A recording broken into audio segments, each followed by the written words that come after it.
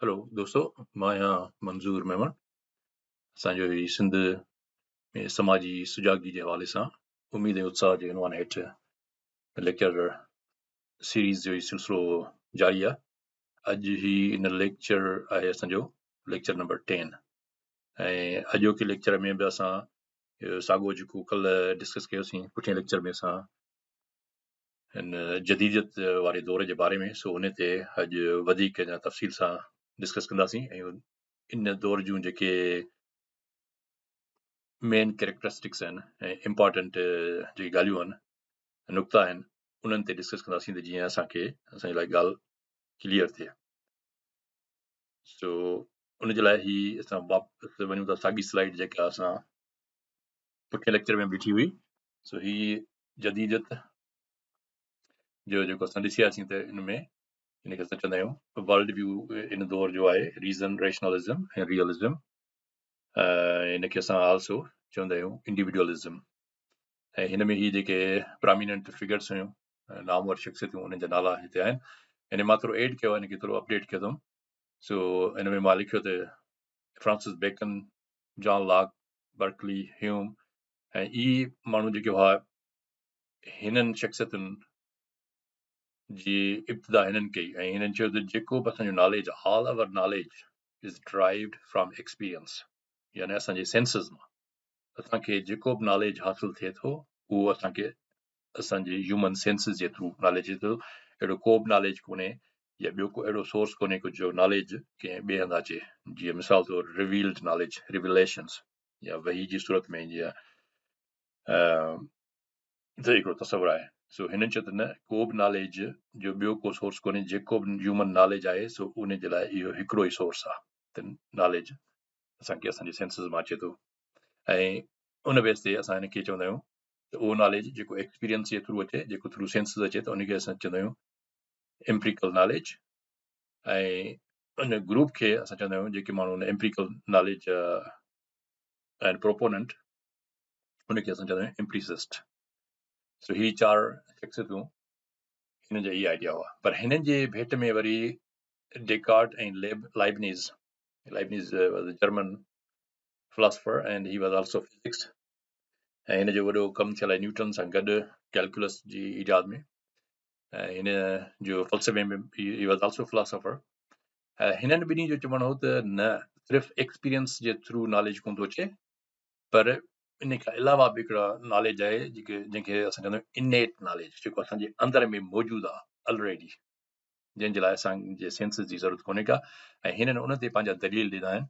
उन्हनि दलीलनि जी बुनियाद ते हिननि चयो त न, उहो नॉलेज बि आहे। तंहिंजे करे जेको तदब्बर ऐं गौर फ़िक्र सां करे ऐं का शइ अख़्ज़ था कयूं, उन नॉलेज खे हिननि चयो त बेस्ड ऑन रीज़न, यानी अकुल ते। तंहिंजे करे हिननि खे असां चवंदा आहियूं त दे वर रेशनलिस्ट। सो हिननि जे तालीमात ऐं हिननि जे इब्तिदाई डिस्कोर्स जे थ्रू सॼे मुआशिरे में इहा डिबेट शुरू थी ऐं रिसर्च शुरू थी। पर हाणे इन सां इहो थियो त जर्मन जेके फिलोसफर्स हुआ उन वक़्त में जर्मनी में जेको जर्मन कल्चर हुई या जर्मन रिलीजन हो या जर्मन ट्रेडिशन्स हुआ, उहे स्ट्रांगली रिलीजियस ट्रेडिशन्स हुआ, पर उहे डिफरेंट हुआ देन अदर यूरोपियन कंट्रीज़।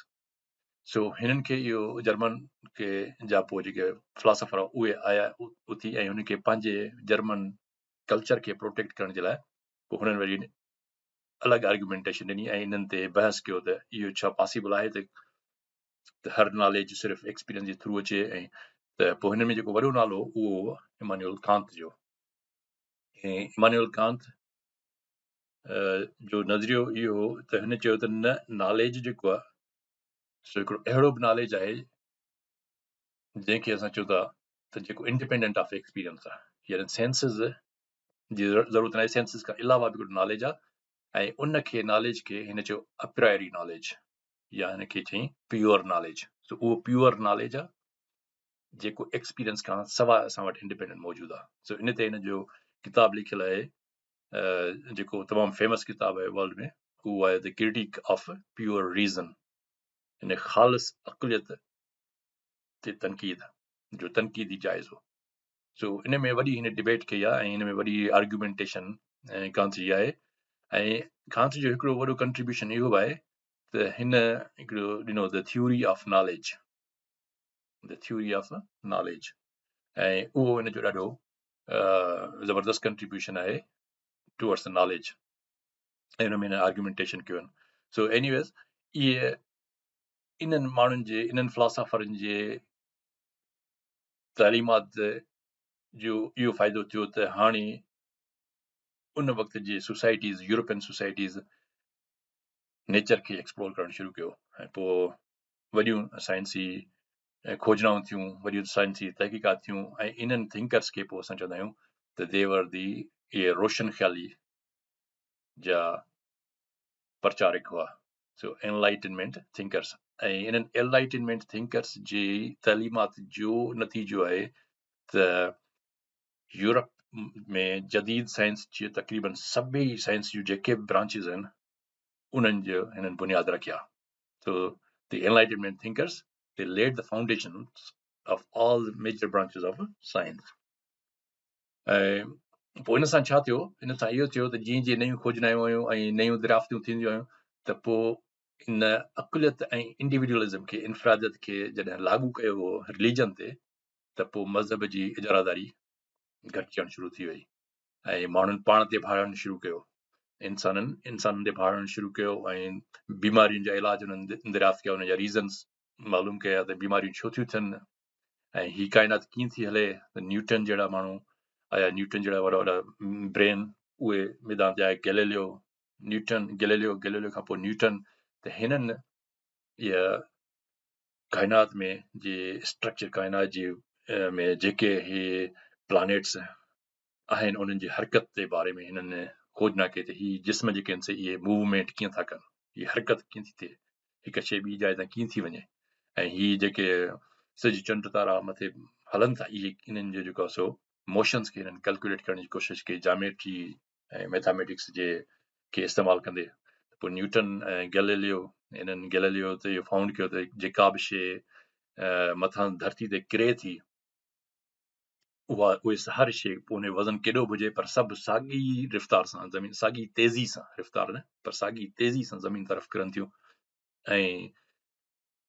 इन गैलीलियो खां पोइ न्यूटन जंहिं साल 1642 में गैलीलियो जी डेथ थी आहे, त गैलीलियो खां पोइ न्यूटन आयो आहे, पर गैलीलियो जा जेके इहे आइडियाज़ हुआ उहे हिन खां पहिरियों कोपरनिकस जा आइडियाज़ हुआ त हीअ ज़मीन, हीअ धरती जेका आहे सा उहा गोल फिरे थी, धरती हिकु साकिन कोन्हे का, ऐं हुन ते जेके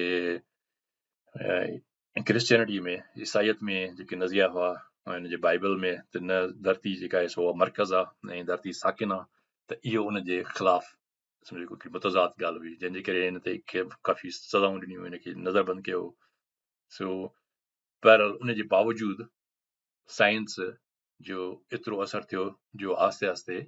इहो फेथ जो असरु घटिबो वियो, डिक्लाइन आई फेथ में, माना अक़ीदे परस्ती में, ऐं ॿियो मिस्टिसिज़म यानी रूहानियत, जंहिंखे असां रहबानियत बि चवंदा आहियूं, रूहानियत, तसफ़, त इहे आइडियाज़ जेके आहिनि सो इन्हनि में बि त हाणे इहो कोन्हे त माना का रूहानी शइ आहे उन में तव्हां बिलीव कयो, हिननि चयो त न, जेको कुझु आहे सो इहो असांजे सेंसिस, असांजे नॉलेज मुताबिक़ आहे, ऐं का बि अहिड़ी शइ मावरा आहे, तबियात कोन्हे का, यानी metaphysics, there is no metaphysics. So पर कांत जो जेको आइडिया हो त न, ॿियो हिकिड़ो प्रायर नॉलेज आहे, प्रायरी नॉलेज, जंहिंखे हुन प्योर नॉलेज चयो, उन प्योर नॉलेज जी बेसिस ते इहो जेको फ़लसफ़ो आयो जंहिंखे असां चऊं था मेटाफिज़िक्स, यानी फिज़िक्स खां मावरा, ऐं इन ते पोइ इन जो अलॻि तमामु घणो असरु रहियो आहे मेटाफिज़िक्स जो। सो इहे रूहानियत असरु थियो। हिन खां पोइ जेका सुपरस्टिशन्स, वहम परस्ती या तुहम परस्ती, दकियानूसियत, इन्हनि में पोइ घटिताई थी ऐं इहे मुआशरे में पोइ रोशन ख़्याली जी तहरीक उभरी। पर इन जे तालीमात जे हिसाब सां छा थियो, जो पूरे यूरोप जे जेके बि नेशन्स हुयूं उन्हनि में ॿिनि क़िस्मनि जूं तहरीकुनि जनम वरितो हिननि जी तालीमात जी रोशनी में। ऐं उहे ॿ तहरीकूं जेके हुयूं असल में उन्हनि तहरीकुनि पोइ सॼी यूरोप जी सोसाइटी खे तब्दील कयो, ऐं उहे ॿ हुयूं, हिकिड़ी कल्चरल रिफॉर्मेशन जंहिंखे असां चवंदा आहियूं रिनेसां, या सिंधी में चवंदा आहियूं असां निशात सानिया यूरोप जी निशात सानिया सो इहा प्योरली हिकिड़ी कल्चरल रिफॉर्मेशन मूवमेंट हुई जेका सॼे यूरोप में जे मुल्कनि में फैलिजी वई ऐं ॿी जेका रिफॉर्मेशन आई उहा हुई रिलीजियस रिफॉर्मेशन ऐं हीअ जेका रिलीजियस रिफॉर्मेशन आहे इन जो जेको रूरवा हो सरवाण हो उहो मार्टिन लूथर ऐं जंहिं मार्टिन लूथर ही प्रोटेस्ट कयो मज़हबी जेके अक़ीदा हुआ रोमन कैथोलिक जेके आइडियोलॉजीज़ हुयूं उन्हनि जे ख़िलाफ़ हिन पंहिंजा दलील ॾिना सो इहो जेको प्रोटेस्टेंट मूवमेंट उथी उहा प्योरली रिलीजियस हुई ऐं इन में पोइ वॾियूं लड़ायूं थियूं आहिनि ऐं काफ़ी मारधाड़ थी आहे त बहरहाल इहो हिकिड़ो नओं इथिक्स मुआशरे में क़ाइमु थियो ऐं जिन मुल्कनि में इहा तहरीक हली जिन रोमन कैथोलिक फिलॉसफीज़ खां पंहिंजी जान छॾाई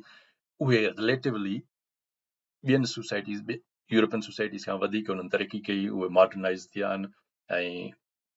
अॼु बि तव्हां यूरोप जे ॾिसंदो त जेके ऑर्थोडॉक्स क्रिश्चियनिटी में बिलीव कनि था जेके कंट्रीज़ उहे रिलेटिवली ॿियनि यूरोपियन कंट्रीज़ खां फिनेंशियली ऐं इकोनॉमिकली एतिरा स्ट्रांग न आहिनि सो इहे ॿ मूवमेंट थियूं ऐं इन्हनि ॿिनि मूवमेंट जे करे सॼो यूरोप बि तब्दील थियो ऐं वॾियूं वॾियूं इन्वेंशन्स थियूं ईजादूं थियूं तहक़ीक़ाती नओं नॉलेज दरियाफ़्त थियो ऐं उन नॉलेज जे बुनियाद ते हिननि सॼी दुनिया ते कंट्रोल कयो ऐं पैदावार वधी इंडस्ट्रीज़ लॻियूं आहिनि मशीनूं ठहियूं आहिनि त उन सां छा थियो जो इहो इंडिविजुअलिज़म जेको उहो अल्टीमेटली रिज़ल्टेड इन टू लिबरलिज़म सो हेॾे मूं उहे की आइडियाज़ रखिया आहिनि हिन ते जीअं तव्हांखे यादि कनि ऐं मां ठाहियो करे इंग्लिश में रखिया आहिनि त जीअं हीअ जेके असांजा पढ़ियल ॻढ़ियल नौजवान आहिनि उन्हनि खे नॉलेज हुजे हिन खे लफ़्ज़ हुजनि ऐं ज़रूरी न आहे त असां पंहिंजा चेदा सिंधी लफ़्ज़ यूज़ कयूं अॼु जे मॉडर्न टाइम्स में we should know all these wordings English में सो हिन खे लिबरलिज़म त liberalism principle of individual freedoms छो त हींअर इन्फरादियत हुई माण्हुनि हर फ़र्द खे आज़ादी हुई त उन जो नतीजो इहो निकितो त उन सोसाइटी में लिबरलिज़म जी प्रचार थी ऐं उहा सोसाइटी लिबरलिज़म ॾांहुं वधी ऐं डेमोक्रेसी में कहिड़ो फ़र्क़ु आहे डेमोक्रेसी बि इहो आहे त पहिरीं आमरियत हुई हिकिड़े माण्हू जे हिकिड़े फ्यूडल लॉर्ड जे हथ में कंट्रोल हूंदो हाणे इहो डिसेंट्रलाइज़ थी ऐं पॉलिटिकल पावर जेको इंडिविजुअल्स ते आयो हाणे इंडिविजुअल्स जेके आहिनि उहे फ़ैसिलो कंदा उहे चूंड कंदा त हू कहिड़े पॉलिटिकल लीडर खे पंहिंजो लीडर तस्लीम था कनि सो हितां डेमोक्रेसी पोइ इन इंडिविजुअलिज़म जे करे डेमोक्रेसी आई हुन जो अल्टीमेट नतीजो इहो थियो ऐं ॿियो इंडिविजुअलिज़म जे करे छा थियो त इंडिविजुअलिज़म खे जॾहिं वरी इकोनॉमिक्स ते अप्लाई कयोसीं हाणे हर को माण्हू आज़ादु आहे हू हुनखे वणेसि त जेको धंधो करे जेको शइ ठाहे सेल करे त उन सां छा थियो त ही फ्री मार्केट ऐं कैपिटलिज़म अल्टीमेटली इहो उभरी आयो ऐं फ्री मार्केट ऐं कैपिटलिज़म हाणे उन सां छा थियो जो इंडस्ट्रीज़ जे वधण सां प्रोडक्शन वधण सां तमामु प्रोडक्शन घणी थी वई बीमारियुनि ते कंट्रोल थी विया माण्हुनि जी उमिरियूं वधी वियूं त पॉपुलेशन वधी ऐं पॉपुलेशन जे वधण सां छा थियो जो हाणे सोड़ पैदा थी यूरोपियन कंट्रीज़ में त पोइ हिननि जे लाइ इहो त भई हाणे तव्हां निकिरो ऐं दुनिया जा ॿिया ॾिसो ख़िता ॻोल्हियो जेके जिन ते तव्हां कब्ज़ा कयो ऐं अॻिते वधो सो अल्टीमेटली रिज़ल्ट इहा निकिती त हीअ पोइ कॉलोनाइज़ेशन जो दौरु शुरू थियो ऐं हीअ वञी ॿिए हंधि कॉलोनीज़ पंहिंजो ठाहिया आहिनि ऐं उते जेको आहे सो पंहिंजो उते आबाद थिया सो इहो दौरु असल में तॾहिं ही असां हिते 1300 लिखियो आहे त हीअ दौरु जेको 1300 खां 200 त हीअ सॼी जेका थी आहे 1400 तक़रीबन 92 में जो पीरियड आहे जेको कोलंबस अचे थो ऐं अमेरिका हुन दरियाफ़्त कई आहे ऐं पोइ इहे त इन सॼी सिस्टम में इन दौरान इन पीर अरसे में हिकिड़ो त वॾा साइंसदान पैदा थिया मेडिसिन्स में हर फील्ड में साइंस जे में तरक़ी थी मेडिसिन्स केमिकल्स ऐं इन खां पोइ डार्विन जी थ्योरी आई उहो वॾे में वॾी जेका सो उन चेंज आंदी सोसाइटी में त हाणे नेचर खे ॾिसण जो वरी असांखे नओं रुख मिलियो त हीअ हयात जेका आहे सा धरती ते कीअं वजूद में आई आहे ऐं उन जा रीज़न्स कहिड़ा आहिनि कीअं इवोल्यूशन थी आहे so evolution theory was a great great contribution from Charles Darwin to the humanity ऐं हाणे असांखे मेडिकल साइंसिस में we know that he biology खे तव्हां एक्सप्लेन ई नथा करे सघो जेकॾहिं असां वटि थ्योरी ऑफ इवोल्यूशन आहे Without theory of evolution, we cannot explain the biological processes. So इहो तमामु हिकिड़ी वॾी कंट्रीब्यूशन हुई ऐं उन में इहो त जेका एनवायरमेंट आहे उहा ई डिक्टेट करे थी ऐं जेके the survival of the fittest हाणे उन मां पोइ इहो थियो जो उन डार्विन जे इन नज़रिए खे ग़लति रंग ॾिनो वियो the survival of the fittest पोइ हीअ जेके पावरफुल कैपिटलिस्ट कंट्रीज़ थी विया जिन वटि वॾी ताक़त अची वई पैसे जी दौलत जी त उन्हनि उन जो ग़लति इंटरप्रिटेशन करे उन चयो त बाबा जेको ॾाढो सुखाबो हाणे इहो हुननि इन जे करे कयो हालांकि इहो डार्विन जो उसूल ई कोन हो पर हिननि उनखे प्रोपेगेंडा करे ऐं इहो जस्टिफाई कयो त हाणे जेको ॾाढो सुखाबो माना हाणे तव्हां दुनिया जे मुल्कनि ते वञो कब्ज़ा कयो ऐं उते कॉलोनियूं ठाहियो सो इहो असल में हुननि जो डार्विन जे थ्योरी खे ग़लति रंग ॾेई प्रोपेगेंडा करे हुननि पंहिंजा जेके इंडस्ट्रियलिस्ट हुआ उन्हनि अहिड़े नमूने सां ॿियनि मुल्कनि ते डोमिनेंसी कई सो इहे कॉन्सिक्वेंसिस त थींदा आहिनि टेम सोसाइटी आहे सो असांखे इन खां बाख़बर हुअणु घुरिजे त सोसाइटीज़ जी डायनामिक्स कीअं चेंज थिए थी सो मॉडर्निज़म में पोइ जेका डिबेट हुई ही हेॾो जेको नॉलेज आयो ऐं हेॾी रिसर्च थी खोजनाऊं थियूं आर्कियोलॉजी में ऐं उन खां पोइ जेका खंडरात जी खोटरायूं थियूं आहिनि त उन सां सॼी ह्यूमन सोसाइटी जी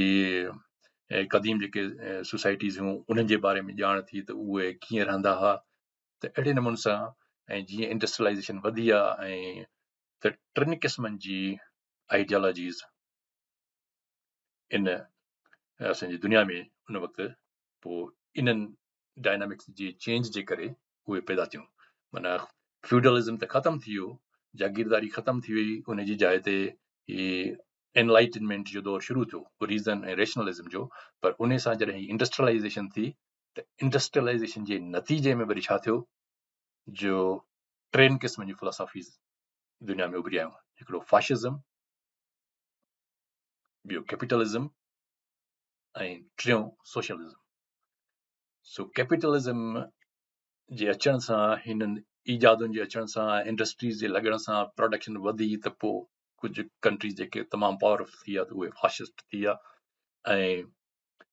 उन जो अल्टीमेट नतीजो इहो निकितो जो कार्ल मार्क्स जॾहिं आयो त उन वरी दुनिया जो जेके बि क़दीम प्री हिस्ट्री जेको पुठिएं लेक्चर में असां डिस्कस कयोसीं त प्री हिस्ट्री 3000 साल खां पहिरियों शुरू थिए थी त प्री हिस्ट्री जे दौर जूं जेके असांखे आर्कियोलॉजिकल एंथ्रोपोलॉजी जी शोबनि में जेका मालूमात मिली त उन में हिकिड़ा ॿ हिस्टोरियन हुआ जिन जे किताबनि जिन उहा रिसर्च कई रशिया जी प्रिमिटिव सोसाइटीज़ जा जेके माण्हू आहिनि उनजी फैमिलीज़ जो ॾिठो त उन फैमिली जो स्ट्रक्चर कीअं हो उहे कीअं क़दीम ज़माननि में गॾिजी रहंदा हुआ पंहिंजी सोशल लाइफ खे कीअं मेंटेन कंदा हुआ ऐं अहिड़े नमूने सां वरी ॿियो हिकिड़ो हिस्टोरियन जंहिं वरी अमेरिका जूं जेके प्रिमिटिव नेटिव सोसाइटीज़ हुयूं क़दीम सोसाइटीज़ उन्हनि ते उन वॾी तहक़ीक़ करे जेकी किताब लिखिया त कार्ल मार्क्स खे उहे ॾाढा हेल्पफुल थिया जंहिंखे हुन एनालिसिस करे उनजो छेद करे पोइ हू इन नतीजे ते पहुतो त हीअ जेके सोसाइटी आहे इहा असल में ह्यूमन हिस्ट्री जेका आहे सा उहा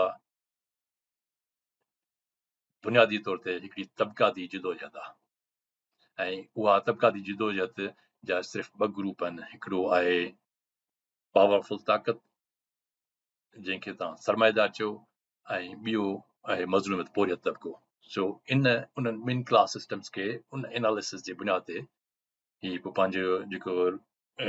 इन दास कैपिटल लिखियो आहे हिन में इहो सॼो सम्झायो अथई पर इन असल में यूरोप जे इंडस्ट्रियलाइज़ेशन खे ॾिसी करे उनजो छेद करे हू इन नतीजे ते पहुतो त अल्टीमेटली इहो थींदो त इन प्रोडक्शन जे करे इंडस्ट्रियलाइज़ेशन जे करे ॿिया जेकी सोसाइटी में क्लासिस आहिनि ॿिया जेके तबिका आहिनि उहे आस्ते आस्ते तबिका ख़तमु थी आख़िर में अची ॿ तबिका बाक़ी बचंदा सो हिकिड़ो बोर्जुआ हिनखे चइबो आहे बोर्जुआ सो बोर्जुआ तबिको जेको ओनर हूंदो जेके बि पैदावारी ज़रिया आहिनि उन्हनि जो त हिकिड़ो उहे इंडस्ट्रियलिस्ट हूंदा ऐं ॿियो तबिको जेको हूंदो उहो हूंदो पोरियतनि जो त हिन ॾिठो त हीअ जेके चंद माण्हू हूंदा जेके थोरो तमामु माना अक़लियत में इहे सॼा बाक़ी जेका मेजॉरिटी ऑफ पॉपुलेशन जी उन ते ई हावी थींदा ऐं उन्हनि खे हू पंहिंजे कंट्रोल में डोमिनेंसी में आणींदा उन्हनि ते ज़ुल्म ऐं जबर ऐं बरबद कंदा तंहिंजे करे अल्टीमेटली छा थींदो जो चंद माण्हू जी डोमिनेंसी हूंदी मेजॉरिटी ते तंहिंजे करे हिन कार्ल मार्क्स इहो पंहिंजो किताबु लिखी ऐं इहा तहरीक शुरू कई सोशलिज़म जी त उतां जा जेके ग़रीब आहिनि मज़दूर जेके आहिनि उहे सभु मुतहद थी ऐं उहे पंहिंजे हथ में ताक़त आणनि। सो उन खां पोइ इहे जेके सोशलिस्ट कंट्रीज़ आया ऐं इहे तहरीकूं इहे सभु इन जदीदियत जे दौर में थियूं आहिनि। सो असांखे इहो ही नॉलेज हुअणु घुरिजे त ही सोसाइटीज़ कीअं डेवलप थियनि थियूं, उन जूं डायनामिक्स छा आहिनि। ही डायनामिक्स सम्झणु तमामु ज़रूरी आहिनि ऐं अॼु जे दौर में जीअं असांखे सम्झ में अचे त असां कहिड़ी डायनामिक्स में हिन वक़्तु आहियूं। सो मॉडर्निज़म जे दौर में वरी जेका डिबेट हूंदी, जेको इल्मु ऐं नॉलेज आयो, त इन दौर में जेके वॾा वॾा इशूज़ हुआ फिलासफ़ी खां हटी करे हाणे जेके वरी इशूज़ आहे जिन ते डिबेट थींदी हुई, बहस मुबाहिसा थींदा हुआ, उहे इहे आहे त रीज़न एक्सपीरियंस, माना रीज़न छा आहे, अकुलु छा आहे ऐं सेंसिस जे थ्रू जेको असांखे नॉलेज अचे थो उहो छा आहे। हिननि ते वॾियूं डिबेट्स ऐं बहस मुबाहिसा दलील एकेडमिक इहे थिया। ॿियो त ट्रुथ एंड रियलिटी छा आहे। जीअं अफलातून जे दौर में टाइम में हो त हुन चयो त जेका हीअ जेको मादी दुनिया आहे उहा रियल कोन्हे, जेके आइडियाज़ आहिनि सो उहे आहिनि रियल। सो इन्हनि ते इहे बहस मुबाहिसा थिया त बीइंग छा आहे, नथिंगनेस छा आहे, यानी अदम ऐं अबद इहे छा आहिनि, इब्तिदा थी आहे, यानी वजूद छा आहे ऐं नथिंगनेस छा आहे, अदम छा आहे, माइंड छा आहे, सोल छा आहे, स्पिरिट छा आहे, सेल्फ छा खे था चऊं, इमोशन्स ऐं फीलिंग्स छा आहिनि। अहिड़े नमूने सां ईगो छा आहे, super ego, consciousness, sub consciousness, शऊर, लाशऊर छा आहे, liberty, equality, justice, peace, beauty and progress, aesthetics. So इन ते जेको आहे सो इहे वॾा बहस हलिया आहिनि। पर हिन सोसाइटी में वॾा साइंसदान पैदा थिया, वॾा स्कल्पचर्स पैदा थिया, म्यूज़िशियंस। सो म्यूज़िक में, साइंस में, हर शोबे में जेका वॾी तरक़ी थी। ऐं उन में बि जेके वॾा वॾा जेके यूरोप जा, इटली थियो, फ्रांस थियो, जर्मनी थियो, त हिननि जा वॾा वॾा जेके हुआ मुसवर हुआ, जीअं डाविंची थियो, माइकल एंजलो थियो, रफ़ायल थियो ऐं बाटिचेली थियो, त इहे वॾा वॾा नाला आहिनि। त इन्हनि असल में जेके पुराणनि मज़हबी किताबनि में जेके किसा बयानु कयल हुआ उन्हनि खे पंहिंजी पेंटिंग्स में उन में जेके ग़लति ॻाल्हियूं हुयूं उन्हनि खे हिननि विजुअल फॉर्म में शो करे ऐं उन्हनि जे जेके मज़हबी तालीमात हुयूं उन्हनि खे हुननि एक्सपोज़ कयो आहे। पर इहे माइकल रिने जो हिन जो डाविंची जो हिकिड़ो आहे हज़रत ईसा जे बारे में द लास्ट सपर, उन लास्ट सपर में हिन जी हिकिड़ी पेंटिंग आहे ऐं इन ते वॾियूं जंगियूं लॻियूं आहिनि पास्ट में। त हू चवंदा त हज़रत ईसा जे खे स्लेब ते चाढ़ण खां अॻु जेको आख़िरी राति हुई जंहिंमें हुन दावत कई आहे पंहिंजे डिसाइपल्स सां गॾु, त उन में हुन हिकिड़े गिलास में जेके चेलिस चइबो आहे उन में हुन शराब पीतो। उहो हिकिड़ो ई गिलास हो जंहिंखे पोइ हीअ चवंदा आहिनि होली ग्रेल। ऐं उन होली ग्रेल ईसा खे स्लेब ते चाढ़ण खां पोइ हिननि जो त इहा ग़ाइबु थी आहे ऐं इहा कंहिं वटि आहे। उन ते पोइ इहे जंगियूं लॻियूं आहिनि त होली ग्रेल ऐं पोइ इहे वॾियूं मज़हबी लड़ायूं लॻियूं आहिनि ऐं वॾा खून थिया आहिनि। त उन खे डाविंची उन पंहिंजी लास्ट सपर पेंटिंग में जेका तव्हां गूगल करे ॾिसी सघो था उन में हुन एक्सपोज़ कयो आहे। त इहो हिकिड़ी टेबल ते ॾेखारे थो त ईसा बीठो आहे ऐं हुन सां गॾु सभु हुन जा डिसाइपल्स आहिनि ऐं उहो आख़िरी मानी था खाइनि पिया। उते सभिनी जे ॾाढो हिकिड़ो शराब जो गिलास पियल आहे। त इहो माना एक्सपोज़ थो करे त हिकिड़ो गिलास कोन हो, चेलिस हिकिड़ो कोन हो ऐं सभिनी वटि हुआ। तंहिंजे करे इहो होली ग्रेल वारो जेको किसो आहे इहो कूड़ो मन घड़त आहे। सो अहिड़े नमूने सां हिननि स्कल्पचर्स जे थ्रू ऐं वॾा जेके मुजस्मा ठाहिया आहिनि उन्हनि जे थ्रू बि पंहिंजूं काफ़ी सारियूं मज़हब जे में जेके ख़राफ़ात हुयूं उन्हनि खे एक्सपोज़ कयो आहे। So it was a very interesting period. पर हीअ तव्हांखे ख़बर हुजे त इन दौर में छा थियो। सो हाणे ही असां लेक्चर हिनखे अॼु हिते कंप्लीट था कयूं ऐं ही जदीदियत जो दौर जेको आहे सो इहो हिनखे पुॼाणी ते पहुतो। ऐं हाणे उमेद तव्हांखे इहे सभु आइडियाज़ क्लियर थिया हूंदा ऐं पाण वरी पोइ नेक्स्ट जेको आहे उहो असांजो जेको हींअर जो दौरु आहे इन खे असां चऊं था पोस्ट मॉडर्निज़म। सो हिन मॉडर्निज़म जी पुॼाणी थी आहे। हाणे असां जंहिं दौर में आहियूं उन दौर में की असां छा था चऊं ऐं उन में असांजा कहिड़ा चैलेंजिस आहिनि, उन खां छा असां वटि सिंध में इहो अप्लाई थिए थो। त इहो वरी पोइ असां डिस्कस कंदासीं त असांजी सिंध जी हिन वक़्तु सूरत हाल कहिड़ी आहे। छा असां जदीदत वारे दौर में आहियूं छा असां वटि इहे वैल्यूज़ आहिनि या असां वटि अञा क़दीम वैल्यूज़ आहिनि? असां वटि अञा फ्यूडल सिस्टम लॻो पियो आहे, असां वटि अञा मज़हबी अक़ीदे परस्ती वारो जहान पियो थो हले, त असां त अञा मॉडर्निज़म, असांजी सिंध जी सोसाइटी अञा मॉडर्निज़म में दाख़िली कोन थी आहे। त पोइ असां ही जेके जदीदियत वारा जेके नज़रिया आहिनि इहे त अञा असांजे सोसाइटी में अप्लाई कोन था थियनि, या पोस्ट मॉडर्निज़म जी जेका डिबेट हले थी, जेका यूरोप में हले थी, उन जो असांजी सोसाइटी में, सिंध जी सोसाइटी ते को इम्प्लीमेंटेशन कोन्हे का। पर उन जे बावजूदि असांखे इहा ॼाण हुजे त बाक़ी दुनिया जे मुल्कनि में छा पियो थिए, छो त उन्हनि जा असरात असांजे मुल्कनि ते थियनि था, जीअं हाइपर कैपिटलिज़म आहे। सो असां उन ते हिन लेक्चर सिलसिले खे अॻिते वधाईंदासीं, त उन में हाइपर कैपिटलिज़म ते बि असां डिस्कस कंदासीं त उन जा इम्पैक्ट असां थर्ड वर्ल्ड कंट्रीज़ ते, असांजे मुल्क ते, सिंध ते, ॿियनि मुल्कनि ते कीअं था पवनि, त उहो वरी असां अॻिते हली फर्दर डिस्कस कंदासीं। सो हिते अॼु हिनखे पूरो था कयूंसीं हिन लेक्चर खे।